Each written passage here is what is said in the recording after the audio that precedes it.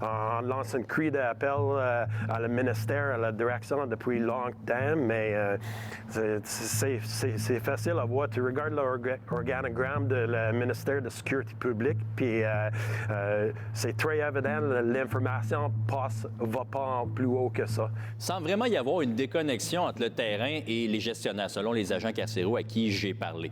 Et selon la critique libérale en matière de sécurité publique, Jennifer Macaron, l'action du gouvernement vient trop tard.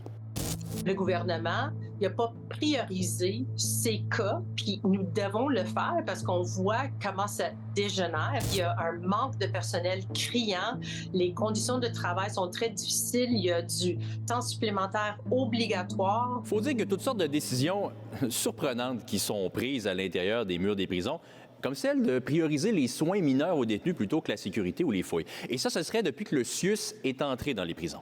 On va se faire mettre de la pression pour aller chercher les gars, pour les amener à l'infirmerie pour toutes sortes de consultations qui sont parfois bénignes. Les médecins de l'urgence nous demandent de ne plus venir avec les détenus parce qu'on est là pour des choses bénignes. Je vous donne un exemple réel. On a amené une fille du secteur féminin pour des saignements abondants. Par contre, les saignements, c'était des menstruations. Bien, j'espère que Santé Québec va se préoccuper de ceci maintenant qu'on a la nouvelle agence qui est en place, qui fonctionne, que M. Dubé aussi est à l'écoute.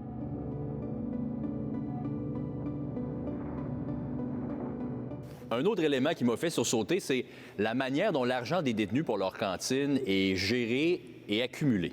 Chaque détenu a un compte cantine.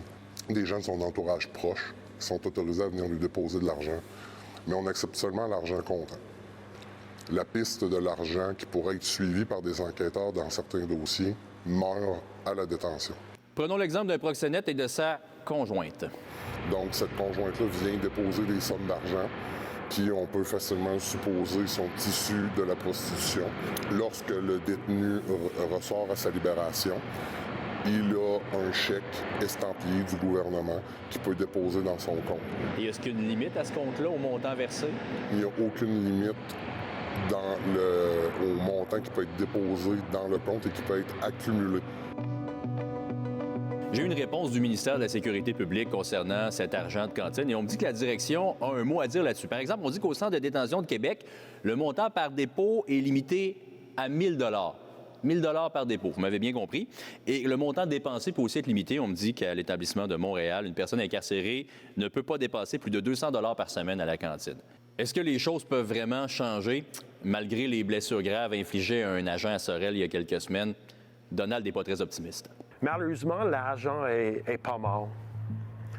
Peut-être, si lui était mort, on était capable de voir quelque chose, mais lui n'est pas mort. Donc, tu sais, tout ce qui a été dit semaine passée ou la semaine avant ça, c'est tout oublié. Depuis mes entrevues, la Sûreté du Québec a mené des perquisitions majeures à l'intérieur des prisons provinciales pour saisir de la drogue et des cellulaires. À Québec, Jean-Simon Buis pour Nouveau Info.